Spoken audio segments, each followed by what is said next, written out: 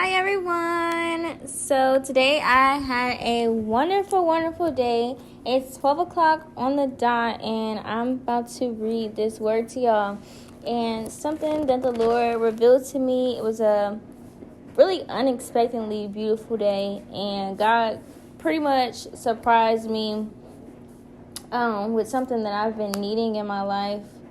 And it's nothing materialistic or anything like that, just love, and sincerity is what he gave me today, and it really shocked me, and it set the tone for my day today.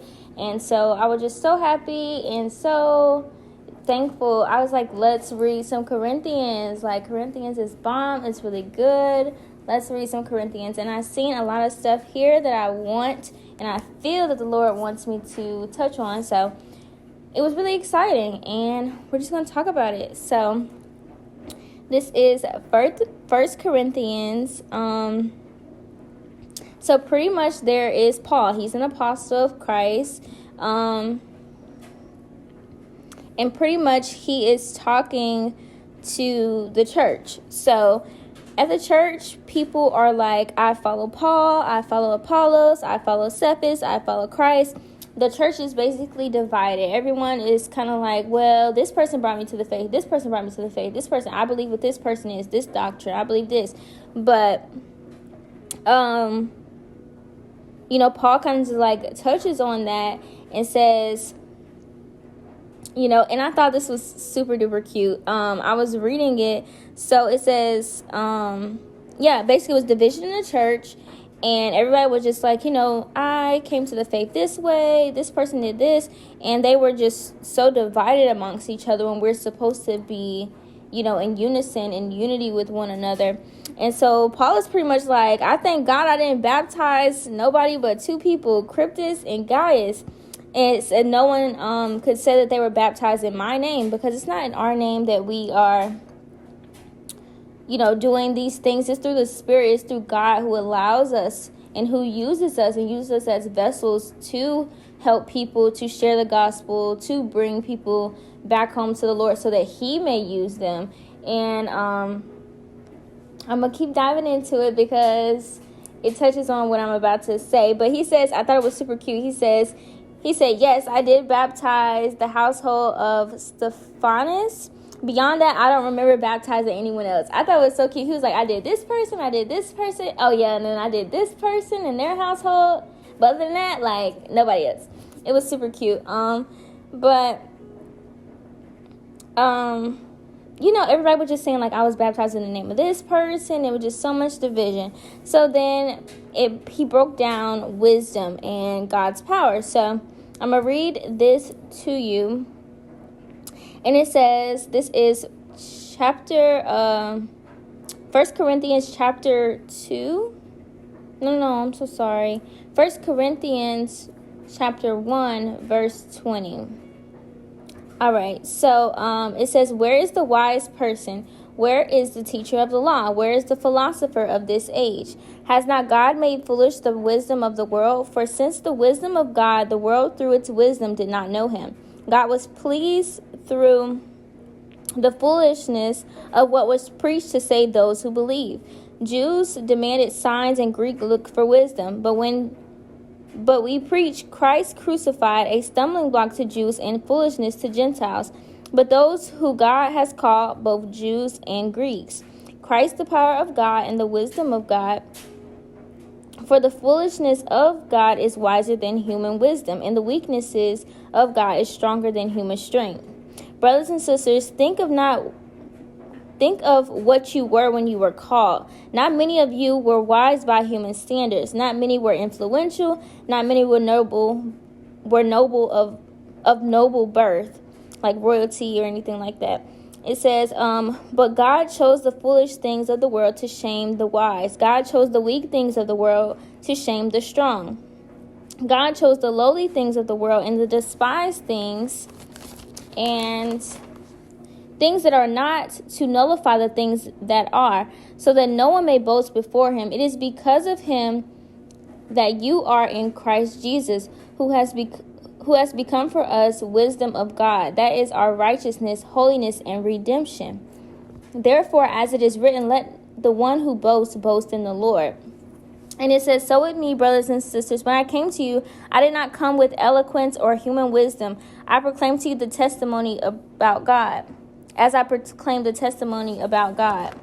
For I resolved to know nothing while I was with you except Jesus Christ and him crucified. I came to you in weakness, with great fear and trembling. My message and my preaching were not with wise or persuasive words, but with a demonstration of Spirit's power, so that your faith might not rest on human wisdom, but on God's power.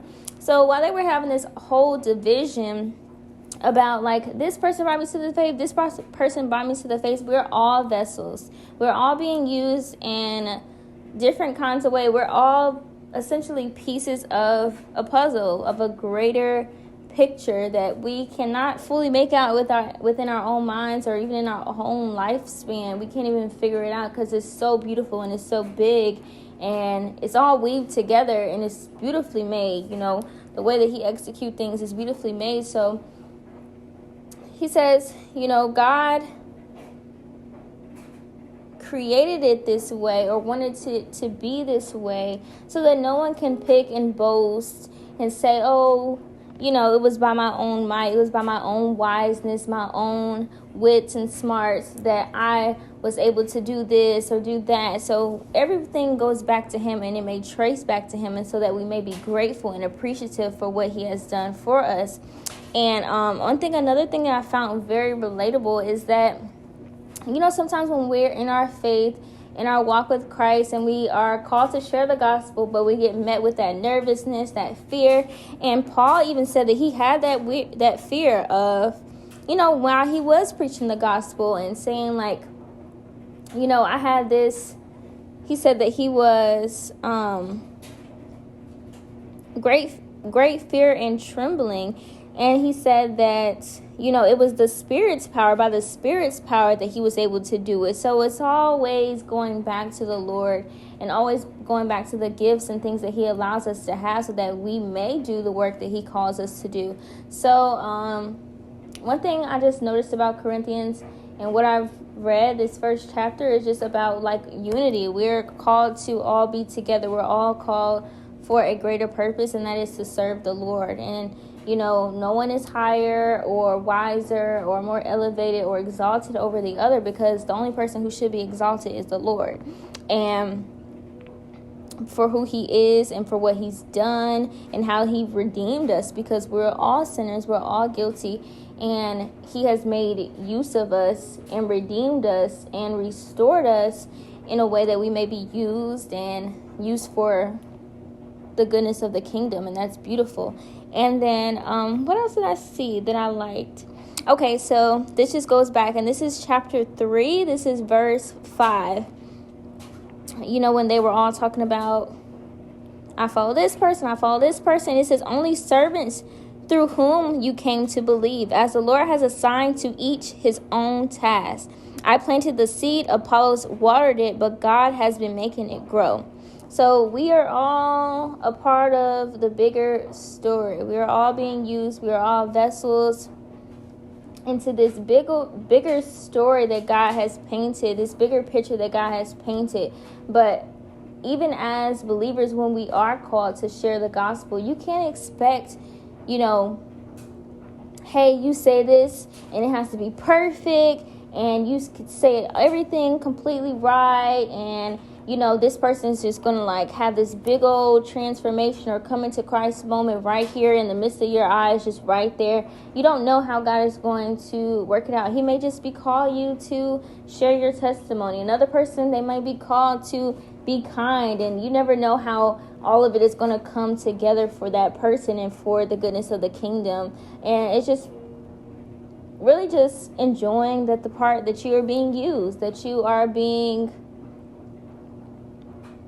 you know, a vessel, and that God can use you for a portion of his story, which is so beautiful. It's so amazing. And Sometimes we think like, or we can get those nerves. It's like, well, maybe if I don't say it right, or I have to execute it a certain kind of way, or I have to use all these kind of words, and I have to touch on every last thing in the whole entire Bible while I'm talking to this person, because we got to get them saved. God, I'm getting saved. God may be just calling you to do a specific thing. And that could be just being kind, lending a hand, sharing your testimony. Whatever it is that God is putting on your heart to do and to act, be obedient to that, and you will definitely be rewarded spiritually. And it's another way to draw closer to God, just allowing Him to use you, allowing you to become more knowledgeable. Being in His Word, you become more knowledgeable, you draw closer to Him. And ultimately, being used by Him is such a blessing, and it's such a gift in itself, because He's already saved us. He's already loving us. He's already redeeming us. And then He wants to use us on top of it. And then He wants to give us eternal life. All of it is so, so beautiful. So just be thankful for, God using you as a vessel, not thinking too rough in it about getting all the things right, and, making sure you say all the right words, because as Paul said, he was met with that fear as well, but the Spirit guide him. The Lord is going to guide you through that, and whatever it is that He's assigning you to do, He's going to get you through it. He wouldn't assign it to you if He didn't think that you could do it. He knows for sure that you can do it. So just little words of encouragement. I'm feeling really, really good. I got some big things coming, and this is Corinthians that I'm starting to read. I'm going to read some more. I'm going to hop off of here, y'all. But I love you guys so, so very much. And by God's will, I'll be back soon sharing some more gospel. All right, bye.